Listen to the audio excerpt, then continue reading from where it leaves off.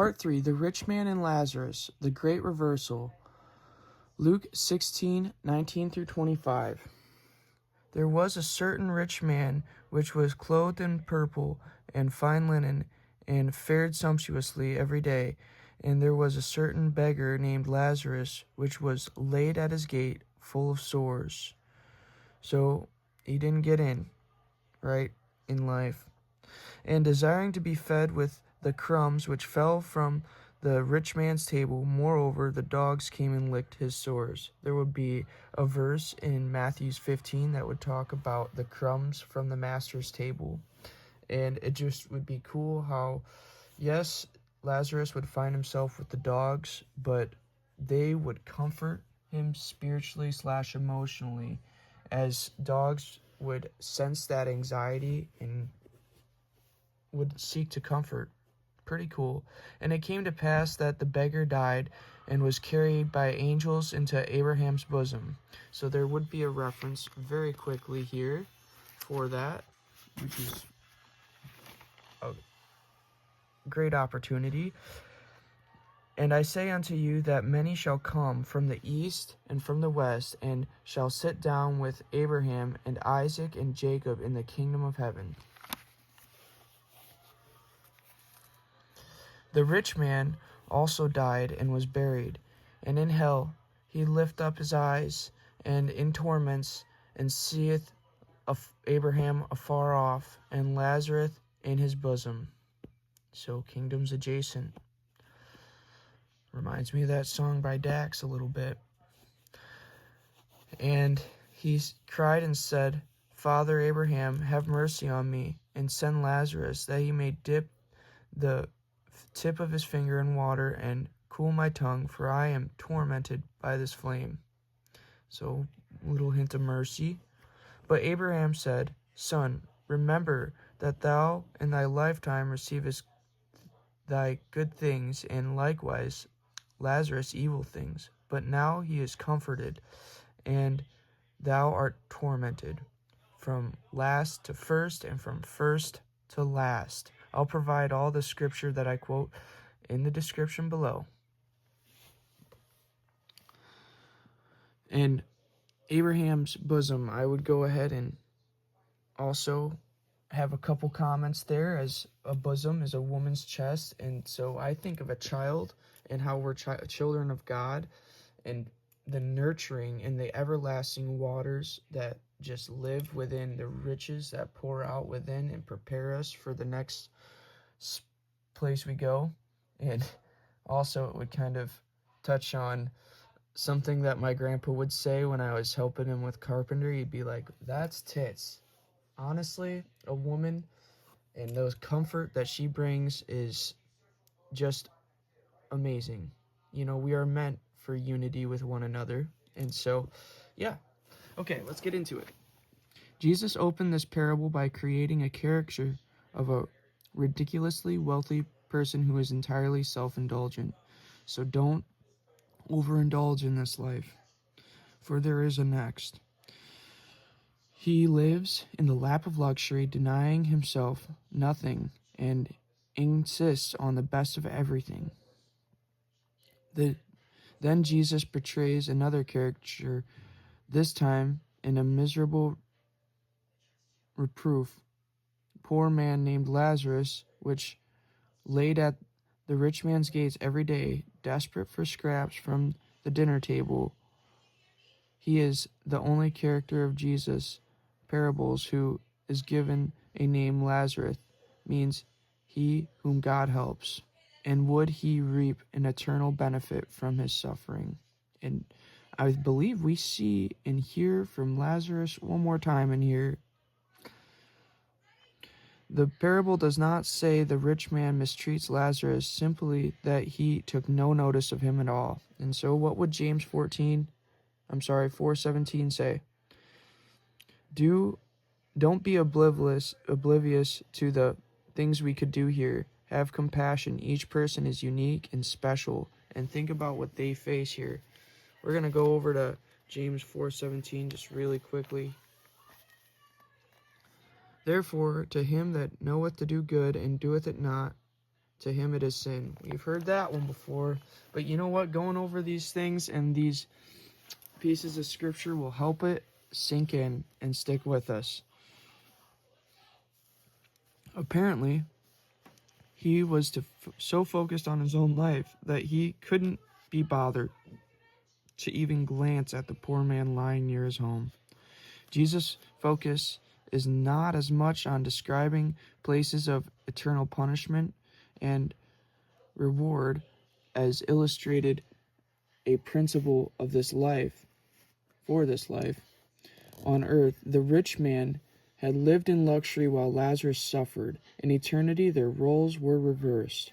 In this parable, the point isn't that all the poor get eternal reward and that all rich people receive eternal punishment. Rather, Jesus clearly shows the side God was on. So we're going to go to Romans 3:20 and 22.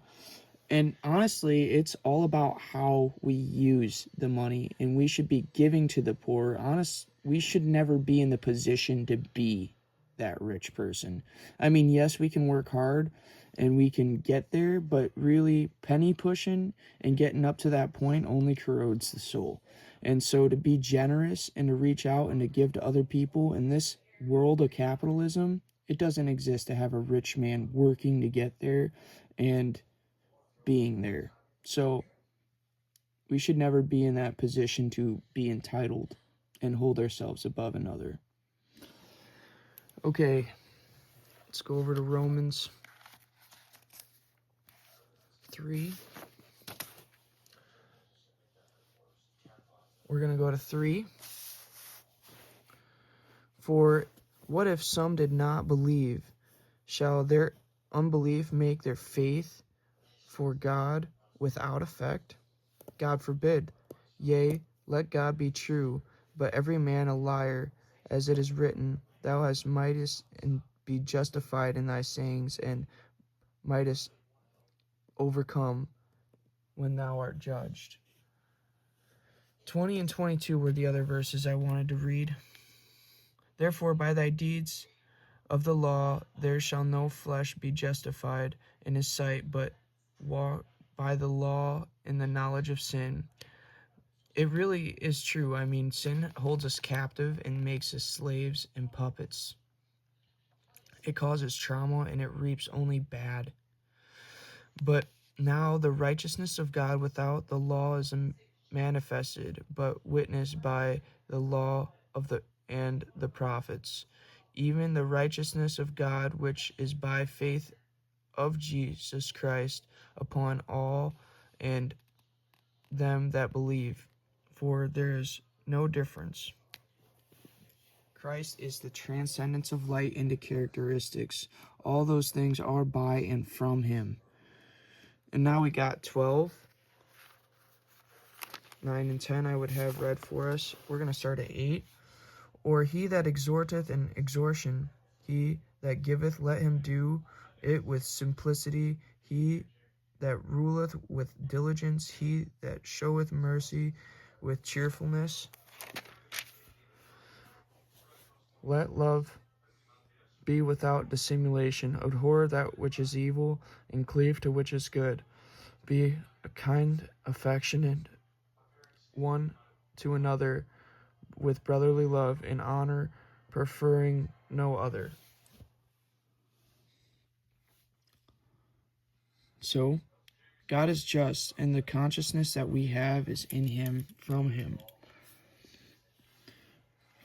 He elevates the lowly and condemns the proud. Humility and pride, opposites. Great success or poverty in this world doesn't dictate the outcome in the next. Don't spend your life chasing money that won't follow you to a coffin. Most people wouldn't call themselves wealthy, but truthfully, most of us have more than we need. The needs are supplied, they're met. Don't covet, be happy with what's had. And so Matthew 25:29 would touch on that. That'll be in the description below. We must be aware of the suffering of others and compassionately meet their needs as the Lord enables us. We feel heart-led, and as James 4:17 would have us know that no one should be suffering. Honestly, we should take it into our hands to help one another as Jesus and a piece of us all. He is. We should not use our earthly blessings for selfish reasons, but to lift up those in need. Bless those with what we have been blessed with, and edify God as we serve as hands and feet. What are some ways people show indifference to others in need? Homeless, many people just pretend they're not there. And so while we don't want to enable their behavior, the things that we do for them could show them that there is somebody walking with them too. Not to give up, but to continue to put in effort for themselves. As my family would do, they provided a bunch of hygiene things in hopes that they would be able to get a job and sustain themselves. Because, because the poor man might drink and he's homeless, but how does he sleep at night? We're not to judge, just show love, right? In public, someone tormented by sorrow, right? We come across people every day who are broken within the soul, and God is near to the brokenhearted. Those who mourn shall be comforted. We might have been given that answer, and we might be there to provide that answer. Divine timing and opportunity. Seize the moment. There is no coincidence, and there is no sticking out the neck when you're only trying to do what's best. It's all about how you come across and abounding in love. That being said, most things concerning financial need. We can serve one of two masters. We kind of seem to think that we need it more than the next person, but the truth is we're all suffering, and we all have things that we're bothered and constricted by. Thank you so much for tuning in. You guys have a good day.